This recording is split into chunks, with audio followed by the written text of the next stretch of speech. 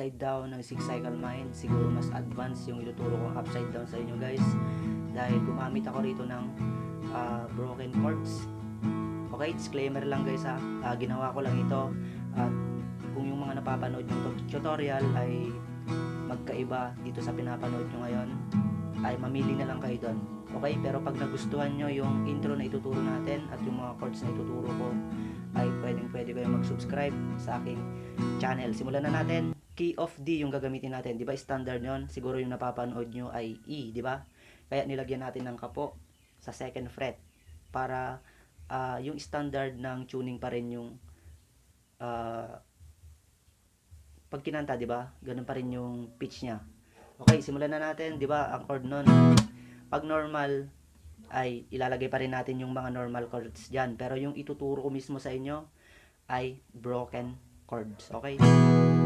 Diba ganito yung normal nya? D, tapos F sharp minor, G, at A.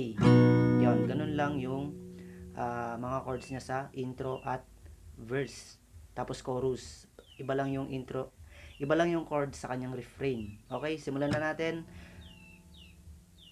Ituro natin yung broken chords na sinasabi natin. Simulan natin sa kanyang intro. Ipakita muna natin. Okay.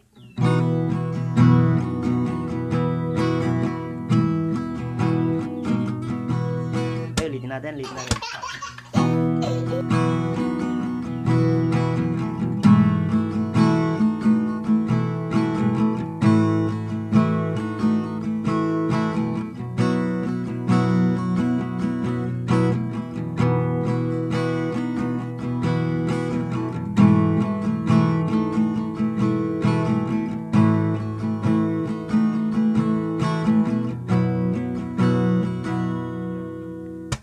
Unahin muna natin guys sa chord ng D. Okay, bale, di ba ganito yung normal na D? Hindi kasi natin pwedeng gamitin tong normal D dito sa kanyang intro na ganun yung naririnig natin. Di ba? Hindi maganda yung tunog. Kaya ganito yung ibo-broken chord natin sa part ng D. Yung second at third string sa second fret. Yan, pipindutin nyo yan. Ang gagamitin yung pangpindot ay yung hintuturo at middle finger nyo. Kasi itong ring finger nyo guys ay yan, ipang-hammer nyo dito sa second string ng third fret. Ganito ang tunog nyan. Okay. Tapos aalisin nyo yung ring finger. Tapos ibabalik nyo. Ganun lang. Pindot, alis. Tapos balik. Okay, isa pa. Then next chord, di ba, F sharp minor. Ganito naman yung broken chord ng F sharp minor natin. Di ba yung D kanina, ganyan yung position niyan. Ang gagawin natin sa F sharp minor ay ililipat nyo na lang yung hintuturo sa base ng F sharp. Ganyan. Tapos yung ginawa natin kanina, gayahin nyo yung itong ring finger ay pipindot nyo tapos aalisin nyo. Gaya ng D kanina. Ganito. Balik tayo sa D. F sharp minor. Okay, then sa part ng G ay ganoon din, pero di ba? Nag-iba lang yung bass. 6 string sa third fret bass ng G. Ganoon pa rin yung gagawin nyo guys, yung second string yung lalaruin natin diyan. Last part nito guys ay A-sus4 position. Ay di ba ganito yung A?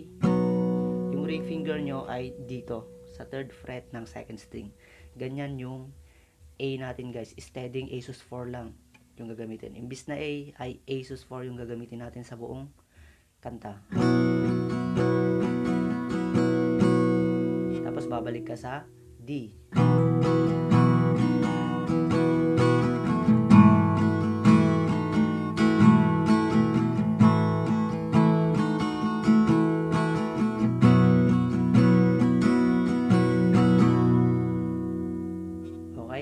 Tapos, ang next na doon guys ay verse. Ito na, ganito yung verse.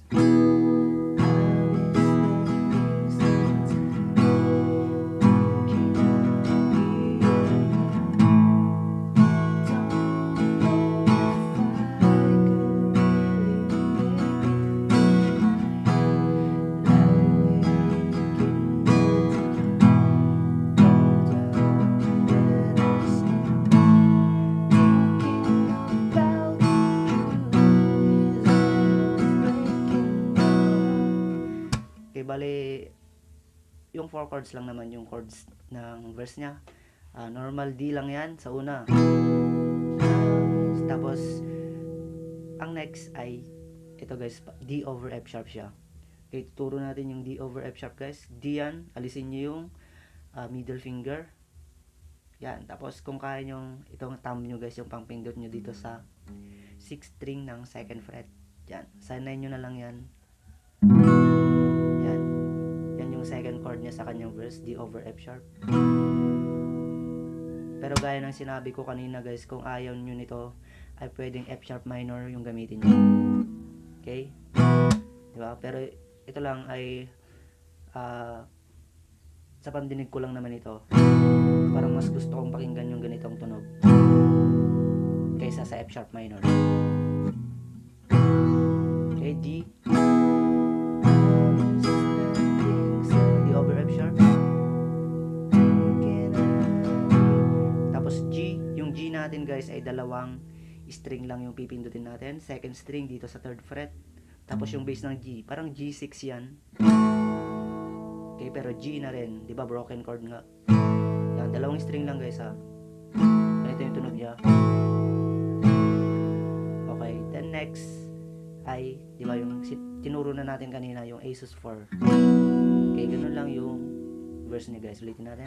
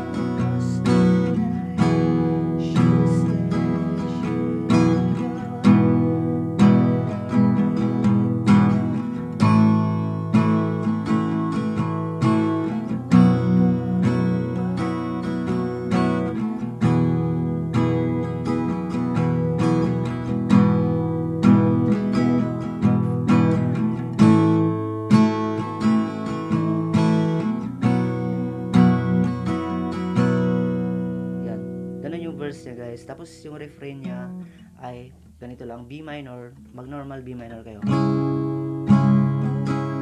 Tapos ang gagamitin na natin dito guys, sa refrain niya ay mga normal chords na lang. Hindi na tayo magbo-broken.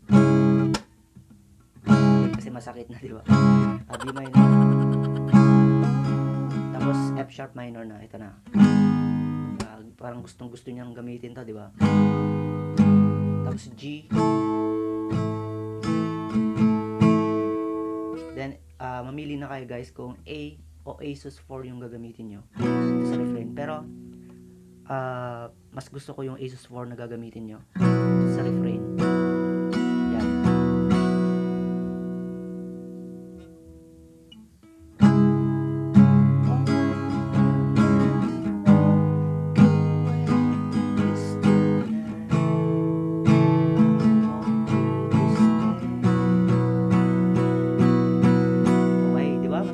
A sus 4 yung tunog niya kaysa sa A. Mas maganda yung A sus 4 ito sa song na to guys ha. Okay, then chorus, same chords ng verse at intro kanina, yung apat pareho guys yung chords nun.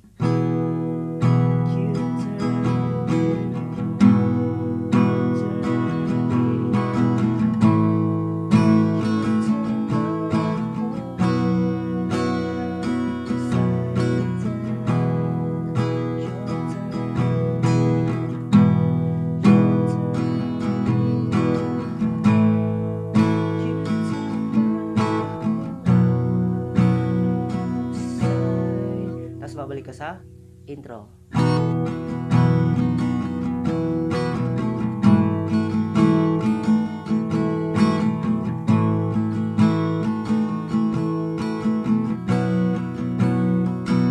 Okay, isang beses lang ata yun, isang round lang.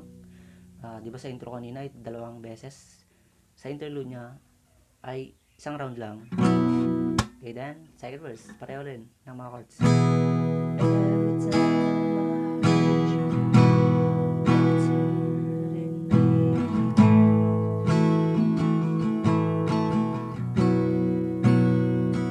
Okay, tapos guys, ang next na down ay pare-pareho lang yon.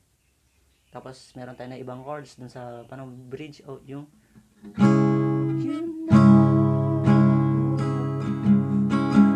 Okay, G.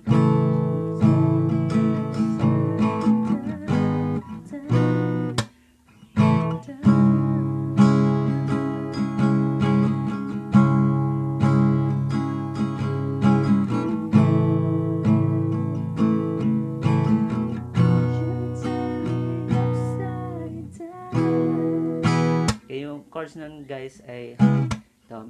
Oh, you know. Mag B minor ka muna, tapos mag G ka.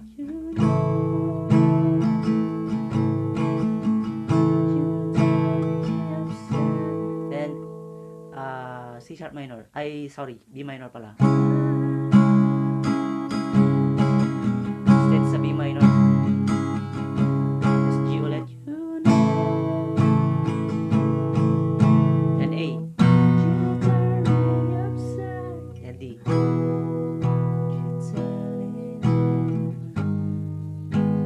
Pwede nyo gamitin niya guys na normal chords,